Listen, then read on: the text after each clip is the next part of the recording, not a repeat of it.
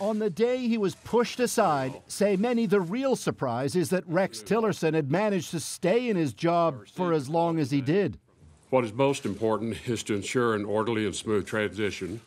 It's been no secret that as Secretary of State, he and the man who hired him, Donald Trump, had failed to see eye to eye on all kinds of things, not least the Iran nuclear deal. Tillerson backed it. Trump wants it torn up. We got along actually quite well, but we disagreed on things. In underlining the divide, Tillerson said to have learned he'd been fired by reading about it today on Trump's Twitter feed. I, Rex Tillerson, solemnly swear. Labeled by some one of the weakest state secretaries ever, Tillerson's fate was likely sealed on the day last year he's said to have privately called Trump a moron, something Tillerson never actually denied. Can you address the main headline of this story that you called the president a moron? I'm not going to deal with petty stuff like that. I mean, this is what I don't understand about Washington. Nonetheless, on Capitol Hill today, dismay at the latest Trump appointee shown the door, especially now. To fire the Secretary of State right before, maybe a North Korea visit and all this just is more chaos. I just think that this administration has fallen apart. Then there's Trump's pick to replace Tillerson, CIA Director Mike Pompeo, a Trump loyalist with a Tea Party background. Tapped to in turn replace Pompeo, Gina Haspel, known for running a CIA torture program in the early 2000s. Both she and Pompeo now face an approval process on Capitol Hill. In other areas, while progress has been made, much work remains. This afternoon, with a wavering voice and at times appearing to tremble, Tillerson thanked his staff but gave no praise for the president.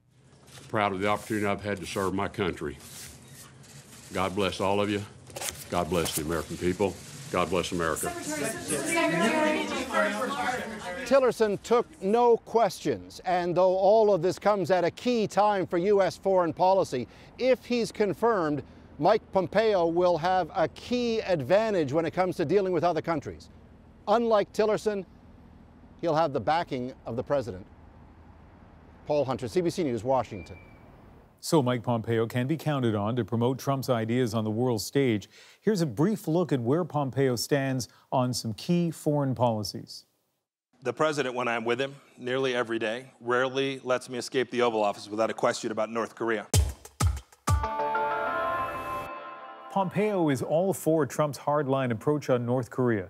Unapologetic in his desire to denuclearize the peninsula, Pompeo has even hinted at regime change, saying the North Korean people would love to see Kim fall. He is just as hawkish on Iran. The Iranians are the world's largest state sponsor of terror. Like Trump, Pompeo calls the nuclear deal struck under the Obama administration a disaster and has said that bombings would be a better negotiating position. He's also tough on the surveillance state and the war on terror.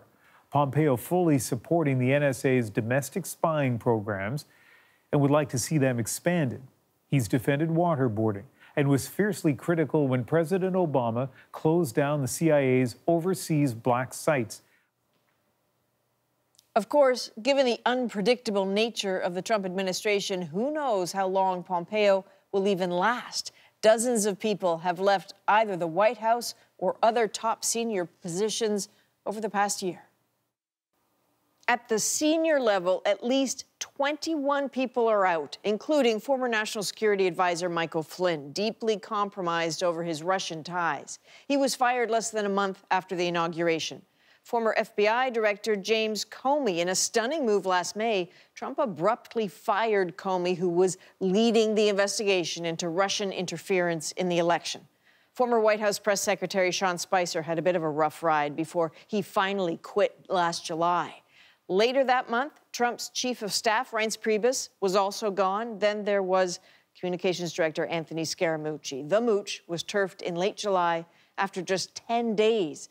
A couple of weeks later, there was a major shakeup. The president dumped Steve Bannon as chief strategist. He's the one who was credited with helping put Trump in the White House. And just last week, Gary Cohn, whose Democratic credentials made him a bit of an odd pick as Trump's chief financial advisor, well, he quit. And if this seems like a lot of change, it is. In less than 14 months, the Trump White House has seen higher turnover with senior staff than the last 4 presidents. So what does this latest shakeup mean for Canada? Well, it's no secret that Foreign Affairs Minister Chrystia Freeland had a friendly relationship with Tillerson. Some have even called him a key ally. The former CEO of Exxon and the Alberta-raised politician share a love of horses. Both were comfortable taking the reins of high-level diplomacy.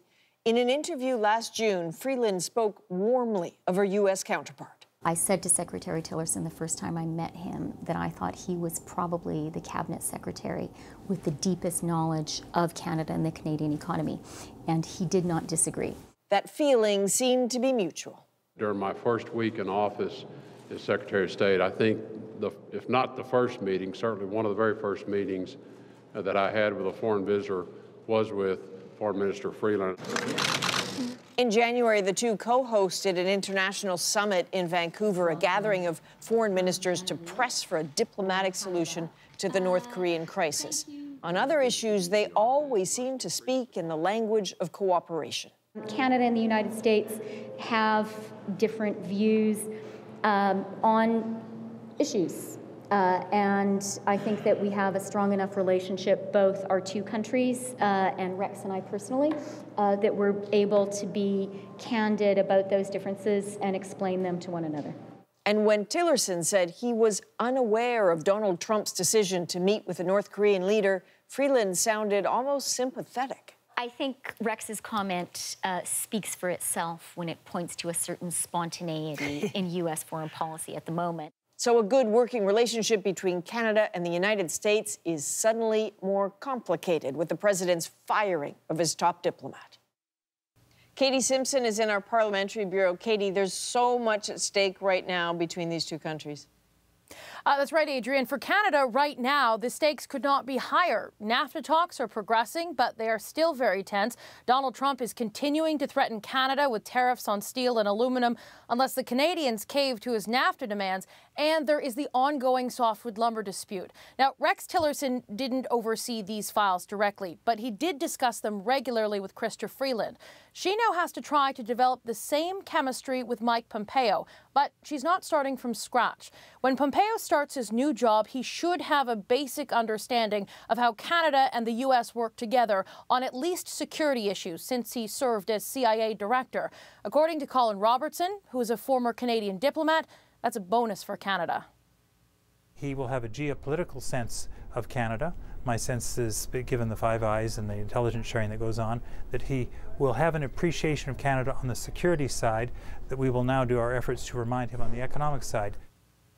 Pushing that economic side may not be too hard. Pompeo used to be a congressman from Kansas, and Kansas is a big agriculture state. It sends about $300 million in agricultural goods to Canada alone every year. So don't be surprised if Freeland talks about that when they meet for the first time in this capacity, or the more than 80,000 jobs in the state that depend on trade and investment with Canada.